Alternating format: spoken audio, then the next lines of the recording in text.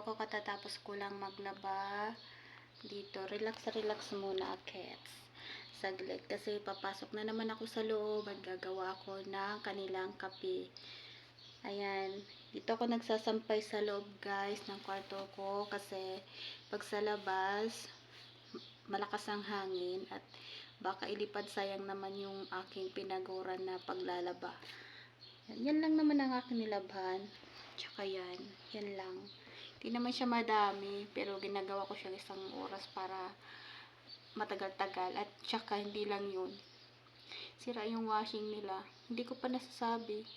Patagal na yan daw sira, laging pinapaayos. Tapos pag nasira, papaayos na naman. Hindi sila bumibili ng bago. Lumang-luma na yung washing nila. Siguro ko panahon pa ng kupong-kupong. Ayan. Sirang-sira na nga yung washing nila.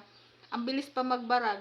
Dati ang nagtatanggal ng bara dyan yung kasama ko. Wala na siya. Ngayon, pinag-aralan ko siya kung paano tanggalin yung bara dun sa pag nagbabara siya. Wala naman dapat mababara kasi nagtatanggal ako ng tissue.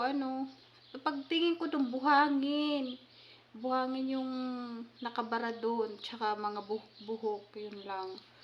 Tissue wala. Ayan, guys. Ayan. Papasok na naman ako. Gagawa na naman ako ng kanilang kape. Ganyan, guys. Tapos,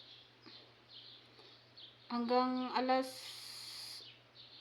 11 yung trabaho ko. Mahigit pa yung trabaho ko.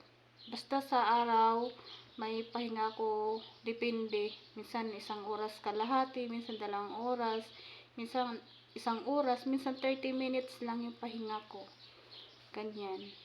Yan yung ko, guys. Dito trabaho sa Saudi. At yan na, guys. Alam mo yung dito ko, guys, tumutubo talaga siya yan. Pero pina-check up ko yan. Hindi naman daw wala naman siya. Balat lang. Hindi ko nga alam ba't may bukol ako eh. Halata na nga.